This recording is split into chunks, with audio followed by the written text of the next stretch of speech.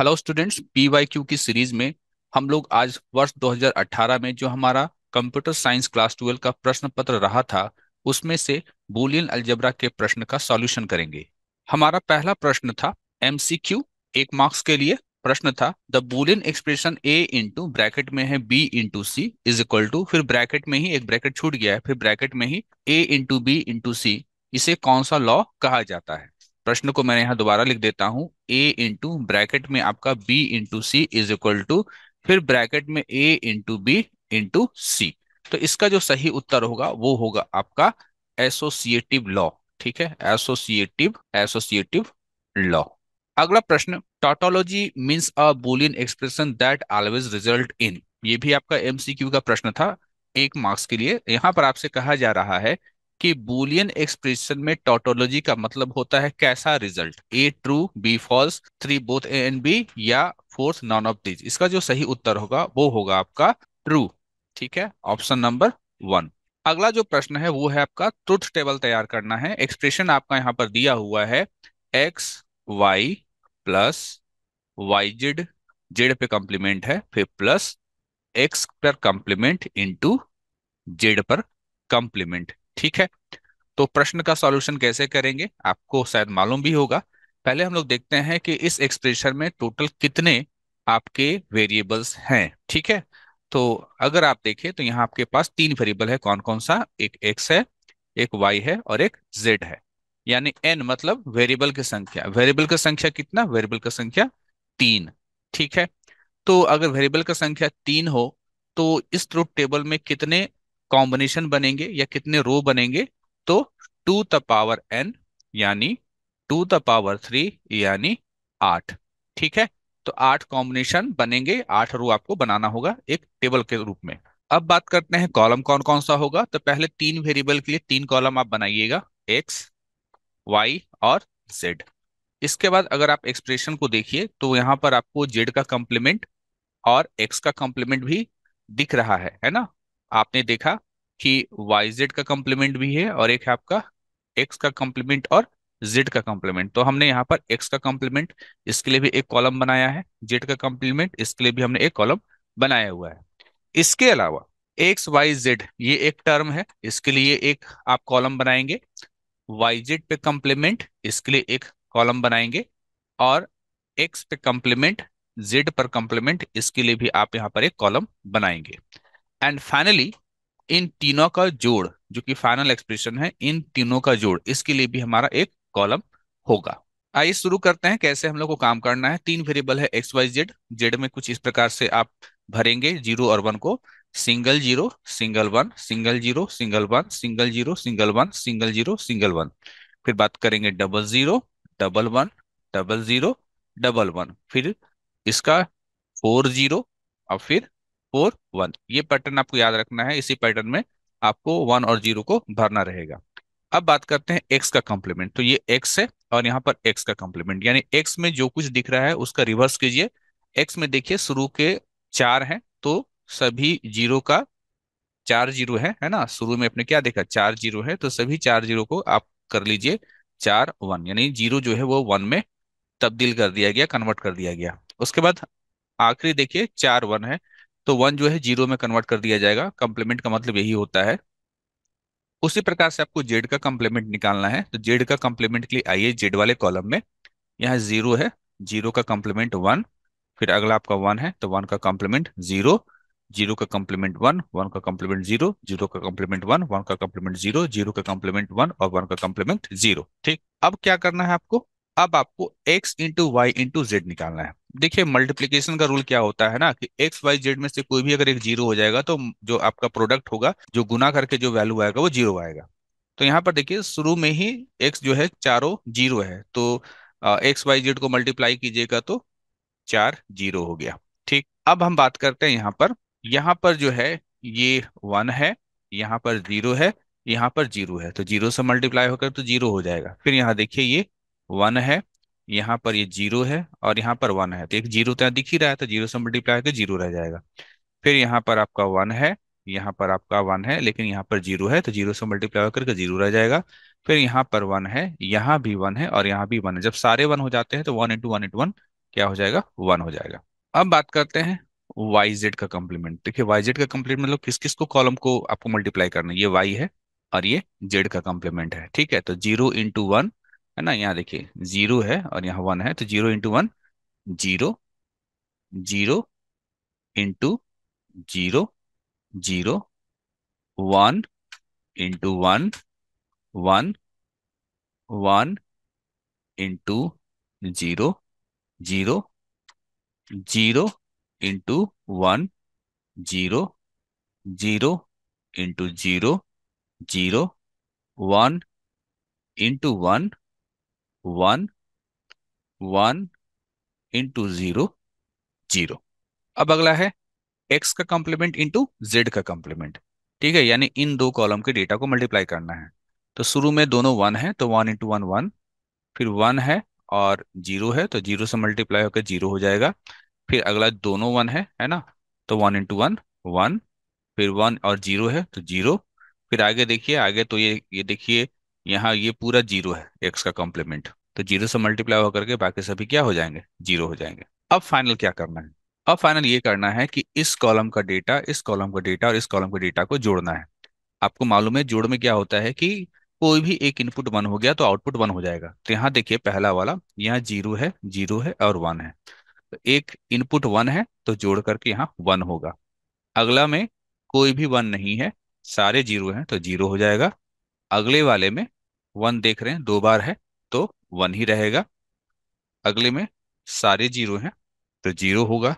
अगले में भी सारे 0 हैं तो 0 होगा। अगले में भी सारे 0 हैं तो जोड़ करके 0 होगा। अगले में एक 1 है तो जोड़ करके 1 होगा। अगले में भी कम से कम एक 1 है तो जोड़ करके 1 होगा। तो ये हो गया आपका फाइनल, ठीक है। तो ये था आपका ट्रुथ टेबल। कितने मार्क्स का पूछा गया था, 2 मार्क्स का पूछा गया था। नाउ अगला प्रश्न है, obtain a simplified form for the following Boolean expression using Karnaugh map. यहाँ पर कह रहा है कि आपको सिंप्लीफाइड फॉर्म निकालना है दिए गए बूलियन एक्सप्रेशन का के मैप की सहायता से, यानी के मैप को यूज करते हुए दिए गए बूलियन एक्सप्रेशन का सिंप्लीफाइड फॉर्म निकालना है।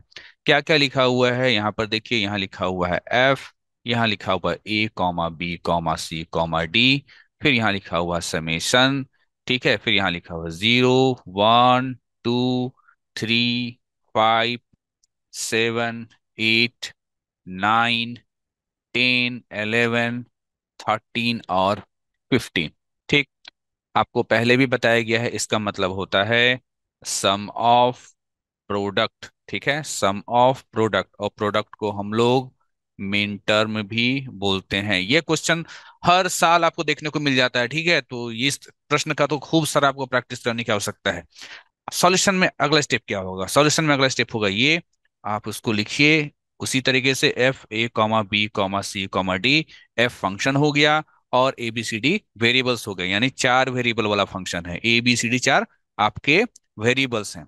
इसको लिखा जाएगा समेशन, जो लिखा हुआ था 0, 1, 2, 3, इसको लिखा जाएगा मिन टर्म्स के फॉर्म में, सम ऑफ मिन टर्म्स के फॉर्म में, ठीक है, सम ऑफ प्रोडक्ट या सम ऑफ मिन टर्म्स के फॉर्म में, M0 + M1, है ना, ऊपर जो नंबर है ना उसी को लेके स्मॉल लिखना है, हम याद रखिएगा, M3, फिर आपको मिलेगा M5, फिर आपको लिखना है यहाँ पर M7, फिर आपको लिखना है M8, फिर प्लस करके लिखना है M9, स्मॉल m याद रखिएगा, M9 के बाद M10, फिर प्लस M11, फिर M13 और फिर M15। ये हो गया सॉल्यूशन में अगला स्टेप। ये सभी M0 M1 M2 क्या है, मिन टर्म है। अभी मिन टर्म को वेरिएबल के टर्म में लिखना है, ठीक है। M0 का मतलब हो गया ABCD का कौन सा वैल्यू, ठीक। अगले स्टेप में यहां पर आइए, M0 मतलब 0 का बाइनरी 4 डिजिट में, ठीक।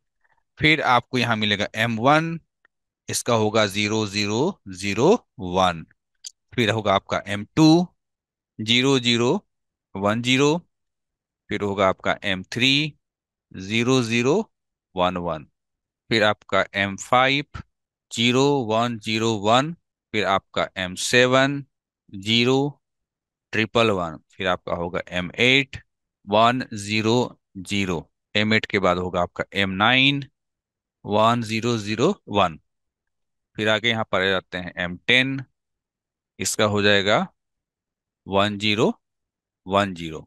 फिर होगा आपका M11, यहाँ हो जाएगा 1011। फिर हो जाएगा आपका M13, ये हो जाएगा इस तरीके से। और ये होगा M15, इसका हो जाएगा 41। ठीक है। अच्छा, अब यहाँ पर M0 को देखिए क्या लिखा जाएगा। A0, B0, C0, D0। 4 digit 4 variable को डिनोट कर रहा है। ठीक है। तो पहला जीरो मतलब वो ए है, दूसरा जीरो वो भी, वो क्या है, वो बी है, तीसरा जीरो है वो यानी सी जीरो है, फिर चौथा जीरो यानी डी भी जीरो है। तो जीरो के लिए कंप्लीमेंट लगाते हैं यानी बार। यहाँ पर लिखा जाएगा A0, B0, C0, D। यहाँ लिखा जाएगा A0, B0, C, D0।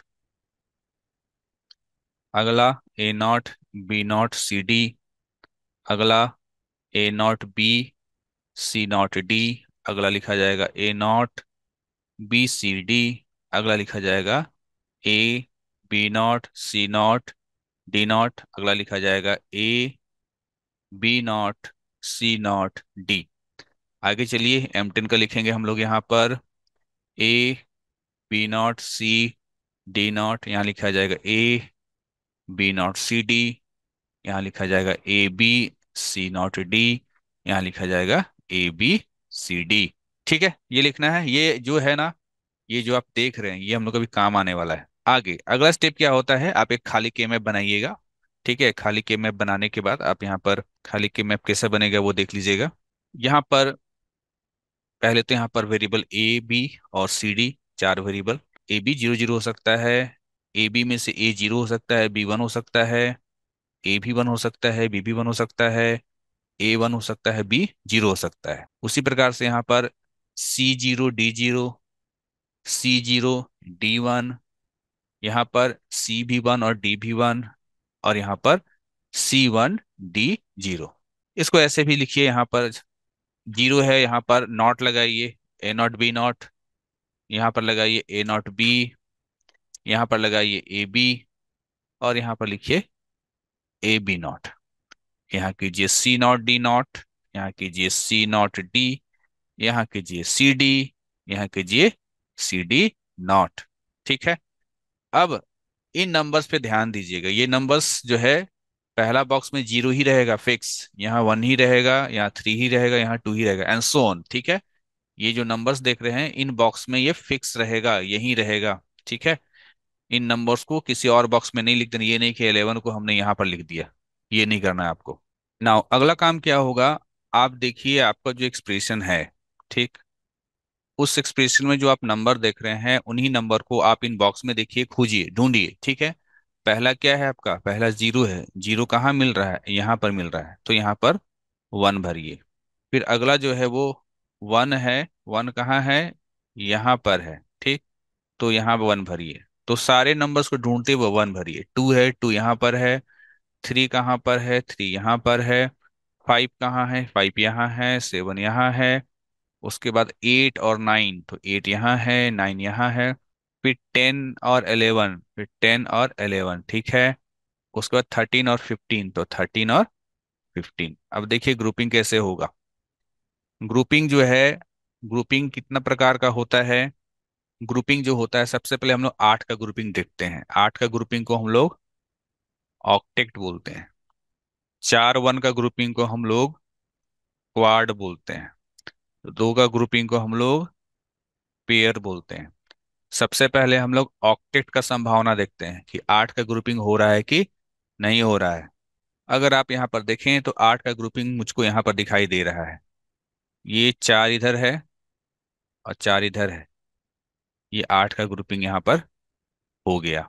इसके बाद, इसके बाद भी हम लोगों को 8 का ग्रुपिंग दिख रहा है। मैप को आपको बीच से रोल करना पड़ेगा। ठीक है, बीच से मोड़ेंगे तो क्या होगा, ये इधर का जो 4 1 है, ये है ना, ऊपर से नीचे के अगर मोड़े इस मैप को, और ऊपर का ये 4 1 और है, तो 4 4 8। तो हम लोग ये कह सकते हैं कि हम लोगों को इस के मैप में 1 को ग्रुप करने पर 2 ऑक्टेट मिल रहा है। ठीक, यहाँ पर लिखेंगे वी गेट 2 ऑक्टेट। है ना, लिख सकते हैं ऑन ग्रुपिंग। ठीक है, कॉपी पे ये सब कुछ आपको लिख लेना है। नाउ अब हम बात करते हैं कि हमारा पहला ऑक्टेट किसको ले रहे हैं। हमारा पहला ऑक्टेट जो ले रहे हैं वो ले रहे हैं इसे। ठीक है, आप थोड़ा सा गौर कीजिएगा, ये हमारा पहला ऑक्टेट हम लोग इसको लेने के लिए जा रहे हैं। ठीक, तो लिखते हैं पहला ऑक्टेट को, ऑक्टेट वन। ठीक, कौन सा ऑक्टेट वन है हमारा? आ, पहला है आपका M1 + M3 + M7 + M15 + M11 + फिर M9 + M13 + M5। ठीक, सॉल्यूशन थोड़ा सा लंबा जाएगा। ठीक है, देखिए एक चीज याद रखना है कि ऑक्टेट को सॉल्व करते हैं ना, तो चार वेरिएबल ABCD है ना, इसमें से तीन वेरिएबल कटता है। तो तीन वेरिएबल जब कट जाए तो हम लोगों को काम को रोक देना है। तो काम कैसे शुरू करेंगे? सबसे पहले हम लोग M1 का जो है ना, M1 का लिखेंगे क्या होता है वेरिएबल्स के टर्म में। तो देखिए M1 का लिखा है A0 B0 C0 D। ठीक है, तो M1 के लिखेंगे A0 B0 C0 D। उसके बाद M3 के लिए लिखेंगे। ठीक, M3 के लिए लिखा जाएगा यहाँ पर A0 B0 CD। अब इसमें आइए कि कौन सा वेरिएबल जो है में चेंज हुआ है ना। A0 B0 दोनों में है, आप देख लीजिए। C0 और C है, ये चेंज हुआ, इसको C को काट दीजिए। इसके बाद अगला M7 है, तो M7 का जो होता है वो आप लिख लीजिए। M7 का जो होता है वो होता है A0 B C D। ठीक, अब इसमें एक चीज ध्यान देना है कि चूंकि पिछला वाला C कट चुका है, तो C को हटा करके काम करेंगे। अब कंपेयर कीजिए, अब आप कंपेयर करते हैं तो बी में चेंज हुआ, इसमें कंपेयर करना है इन दोनों में। ठीक, बी में चेंज हुआ, B0 से यहाँ पर बी था तो बी को काट दीजिए। ठीक है, इसके बाद जो है हम मान लीजिए M15 का लिखते हैं, है ना। M7 का तो लिख ही दिए थे, M15 का लिखते हैं। M15 का होगा आपका A B C D। अब इसमें से क्या है, अभी आपको बताया कि जो वेरिएबल कट चुका है उसको मत लीजिए, तो आपका जो है बी और सी कट चुका है, तो बचा क्या आपका? तो आपका बचा हुआ था यहाँ पर केवल AD। अब इस AD वाले में यानी इसमें और इसमें कंपेयर कराइए, किस में चेंज हुआ। आप गौर करेंगे A में चेंज हुआ है ना, A0 से A हो गया है। तो क्या करेंगे, A को काट देंगे। काटने के बाद क्या बचा? D बचा। अब यहाँ पर क्या है ना, तीन वेरिएबल कट चुका है, तो आगे ऐसा नहीं है कि फिर M11 के पास चलेंगे सर, फिर M9 के पास चलेंगे, नहीं, इसके पास जाने की आवश्यकता नहीं है। तीन वेरिएबल कट चुका है, तो फाइनली इस ऑक्टेट को सॉल्व करके क्या आया, इस ऑक्टेट को सॉल्व करके आया वेरिएबल D। ठीक, इन सारे चीजों को आपको कॉपी पे लिख लेना है। चलिए मैं इसको इरेज कर रहा हूँ जगह की कमी के चलते। अब आते हैं, हम लोग लिखते हैं अगला ऑक्टेट। अगला ऑक्टेट टू। कौन सा ऑक्टेट टू है? वो नीला रंग का जो आप मैंने ग्रुपिंग करा है उस पे ध्यान दीजिएगा। तो उसमें सबसे पहले है आपका M0 + M1 + M3 + फिर नीचे से M8 + M9 + M11 + M10। सबसे पहले M0 को लिखिए। M0 का होता है A0 B0 C0 D0। M1 का होता है A0 B0 C0 D। कौन सा वेरिएबल कटेगा? D कटेगा। इसके बाद M3 का क्या होगा? M3 का होगा A0 B0 CD। अब चूंकि CD में से D को हम लोग हटा लेंगे क्योंकि D आपका ऑलरेडी पिछले बार कट चुका है। ठीक, और अब क्या करना है आपको, इन दोनों में कंपेयर करना है। इन दोनों में कंपेयर करें, A और B में कोई चेंज नहीं हुआ है, A0 B0 दोनों में ही है। C में चेंज हुआ है, C0 से C हो गया, तो C को काट देंगे। तो M0 का लिखा हमने, M1 का लिखा हमने, M3 का लिखा मैंने। चलिए M2 का लिखते हैं। M2 का क्या होगा? M2 का होगा आपका A0 B0 C अब देखिए यहाँ पर क्या है ना कि चूंकि D भी कट चुका है और C भी कट चुका है, तो इसको तो आप इरेज कर लीजिए। ठीक, इरेज करने के बाद आप इस वाले को और इस वाले को कंपेयर कराइए। कंपेयर कराने पर ना तो ए में चेंज हुआ ना तो बी में चेंज हुआ, तो चलिए आगे बढ़ते हैं। यहाँ कोई चेंज नहीं हुआ इसलिए कटेगा नहीं। हम M8 के पास जाते हैं। M8 का क्या होता है, इसका होता है A0 B C D। अब चूंकि यहाँ पर हम लोगों का सी और डी ऑलरेडी पहले कट चुका है, इसलिए इसको नहीं लिखेंगे। अब ये जो बचा, इस दोनों को कंपेयर कराएंगे। किस में चेंज हुआ है, देखिए बी में चेंज हुआ है, तो बी को काट देंगे। क्या बचा, ए का कंप्लीमेंट। तो इस प्रकार से तीन वेरिएबल कट चुका है। अब आपको ये ऐसा नहीं है कि फिर M9 के पास जाने की जरूरत है, या M10 के पास, M11 के पास, या M10 के पास। आप इसका क्या लिख लीजिए, A0 लिख लीजिए। यानी कि फर्स्ट ऑक्टेट को सॉल्व किए तो डी आया, सेकेंड ऑक्टेट को सॉल्व किए तो A0 आया। चलिए फाइनल आंसर हम लोग लिखेंगे। इनको हम फिलहाल इरेज कर दे रहे हैं, लेकिन आपको कॉपी पे ये सारा कुछ लिखना रहेगा। ठीक है, चलिए यहाँ पर आते हैं। इसको मैंने यहाँ पर इरेज कर दिया, और फाइनल जो एक्सप्रेशन होगा वो ये लिखा जाएगा। पहला ऑक्टेट को सॉल्व करके जो आया डी, प्लस दूसरा ऑक्टेट को सॉल्व करके आया A0। ये जो है इस के मैप का जो है सॉल्यूशन हुआ। के मैप के जरिए हमने एक्सप्रेशन को सिंप्लीफाइड फॉर्म में लिखा। तो के मैप बहुत ही ज्यादा इंपॉर्टेंट है आपके एग्जाम में, हर एग्जाम में लगभग आता है, किन्हीं एक दो साल को छोड़ करके। ठीक है, तो इस पे आपको ज्यादा प्रैक्टिस की करने की जरूरत है। मिलते हैं नेक्स्ट आपके PYQ सीरीज के अन्य वीडियो में। तब तक के लिए थैंक यू।